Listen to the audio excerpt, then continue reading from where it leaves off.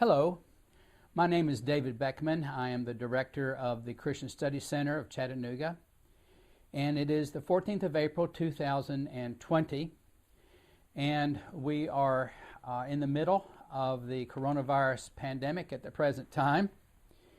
And as a result, I know that there are a lot of people who are considering their mortality. We can't help but be reminded of it these days, with the statistics of people that are being ill from the virus and how many people are dying and these sorts of things.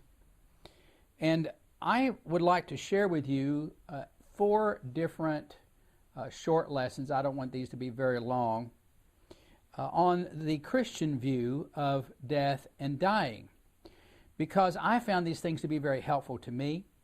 I know that they have been helpful to multitudes of people throughout history. These are just things that I'm sharing with you that have been passed down to us. And so I'm hoping that they're going to be helpful for you as well in these difficult times. I'm going to treat 4 topics. The first one today is the fear of death. The next one is going to answer the question, why do we die? The third one is a Christian attitude towards death.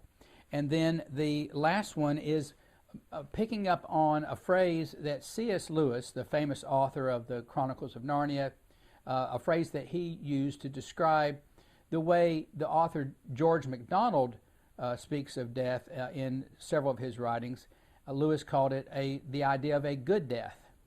What is there that's good about death that perhaps we could consider as Christians, from a Christian standpoint?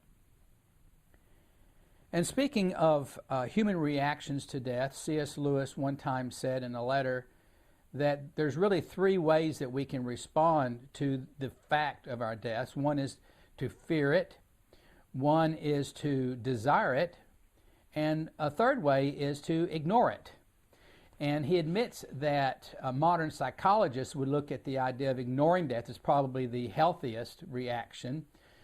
And we can understand, we're not supposed to be walking around morbidly thinking about, I'm going to die, these sorts of things. That's not healthy for anybody.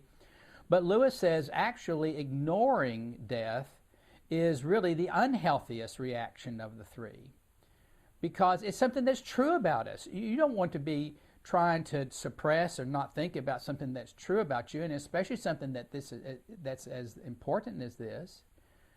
It certainly wouldn't be right to take the old Greek Stoic position about it. Well, this is something that I need to be indifferent to. This is something that shouldn't bother me, that I shouldn't think about, these sorts of things.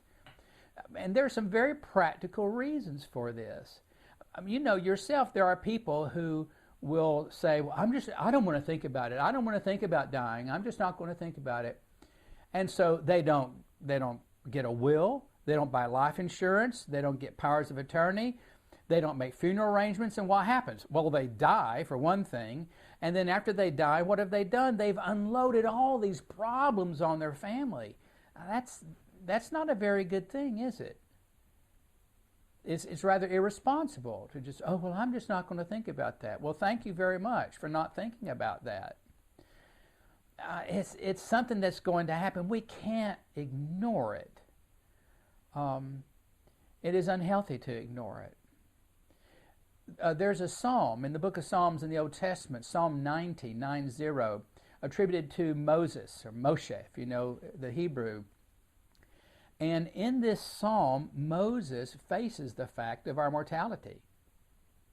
And the fact that he considers this reality leads him to pray, Lord, so teach us to number our days that we may apply our hearts unto wisdom. Moses is recognizing the fact that, now, I've only got just so much time. What am I going to do with it? Oh, I need wisdom to know how to deal with this the best way.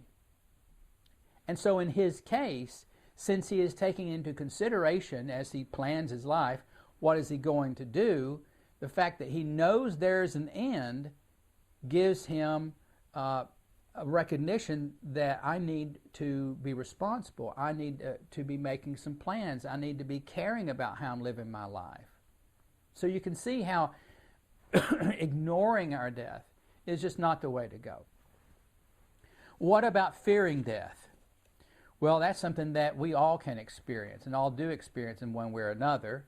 I'm sure as we're talking about death, and even now, you've probably already felt like, oh, this is uncomfortable. I don't know that I want to talk about this. I don't know I want to think about this. It's just a natural instinct with us. We don't want to die. It's an uncomfortable thought that's going to happen. But of course, there's also lots of reasons, not just an instinctual desire for self-preservation and perpetuity, but for example, if you don't believe that there's a life after this one, then you could be afraid that you're going to die because you just the thought of suddenly not existing anymore is just so weird, so scary. You just don't want that to happen. It might be that you're thinking about what your death is going to be like, and worrying about, well, if something doesn't happen to me where I quickly just die like that, then I'm probably going to have some sore suffering or something, and really, and this is probably something I deal with a good bit too. I just don't want to have to be going through some awful thing for so long period of time, and really what you're doing is you're fearing the suffering of death more than death itself, because if you did die, it would be like, oh, good, I'm glad that was over. It's a release. You just don't want to have to go through it. And that's another sort of instinctual, natural thing. It's just like, getting a shot. I don't want to get a shot. Well, I don't want to die either. For some people, you may be afraid to die because you're worried about your loved ones or people that are dependent on you or something. You're worried about what are they going to do. Or it might be that you feel guilty. As the Bible says, it is appointed unto man once to die, and after that the judgment. There is no reincarnation in the Bible. You die, and then the next thing that's going to happen is the judgment day. And you and I know that we've done wrong. We have broken the Ten Commandments. We've done things we shouldn't have done. We haven't been good to people. We haven't been kind to people. We've been selfish and all the rest of it. And we know that there's a reckoning coming someday. And we're afraid to face that, and rightfully so. There's all kinds of reasons why we would fear death. But there's an interesting thing about the fear of death that I wanted to bring to our attention, since this is a Christian view of death and dying. And it is how the devil, as the New Testament speaks to us about this, how the devil uses the fear of death to afflict us, to hold power over us. It talks in Hebrews chapter 2 about the devil and how he has the power of death, and that he holds people in fear of death, in bondage all their lifetime. It's a way that the devil makes victims out of us. And it can also be a way the devil puts pressure on us to do things we know we shouldn't do. There may be times in our lives where we realize, I really ought to do this, but I wonder what's going to happen to me. I don't, that's too scary. I'll go do this even though I know I shouldn't. That's sort of a thing. And so that there's this bondage of mankind. You think about people who worship God in some sort of slavish fear kind of a way, because they're afraid of what's going to happen to them if they die, if they don't do this or do that. You see how the fear of death can be a tool in the hands of the devil to afflict people. Even if you go back to the whole idea of ignoring it.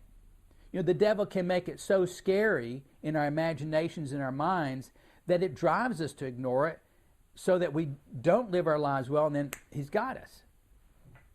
So he uses the fear of death to make slaves out of us, so to speak. But C.S. Lewis, in his book Miracles, in the chapter The Grand Miracle, he talks about how a good chess player will take the strong point of his opponent and use it against him. And he says this is what God has done for us in his Son Jesus Christ. Because the devil's using it's his strong point. He's got the power of death, and he's keeping us under bondage. And what happens? God's Son comes and goes through death. He dies, and then using that death, he takes away the fear of death from the backs of mankind by rising from the dead. And so now you've got all these people who, when they believe in Jesus, realize they don't have to be afraid anymore, and they've been released from this bondage that the devil has held them in. And we need to take hold of this truth. Let me read these two verses more in their entirety to see how this is stated. Hebrews chapter 2, verse 14, it talks about how Jesus has shared in our own flesh and blood. Why? That through death he might destroy him who had the power of death, that is the devil, and release those who through fear of death were all their lifetime subject to bondage. He has released us from the fear of death. And if we're released from the fear of death as Christians, then we need to not give in to it. We need to refuse to be afraid. We need to instead believe that what Jesus has done for us is really going to work for us.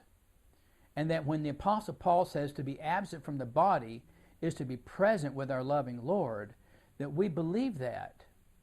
So that death for us is not something to be afraid of, but as C.S. Lewis says, it can be something that instead of ignoring it or fearing it, we could actually desire it. So we don't ignore, we don't fear, we should at least accept it just because it's a reality, it's something that's true, but we can even desire it if we believe the gospel. And today, well, you know, I remember years ago a friend of mine when she was in her 30s, one time she said, you know what, I have suddenly come to realize that life is full of trouble. Why didn't somebody tell me this before? And I can remember waking up to this fact as well. And of course Moses says this in Psalm 90. He says, even if you can live as long as 80 years, your life is going to be full of a bunch of trouble. And that is the way human life is. It's a reality. But you know, there's something else about human life that we need to wake up to, and that the virus is helping us to wake up to.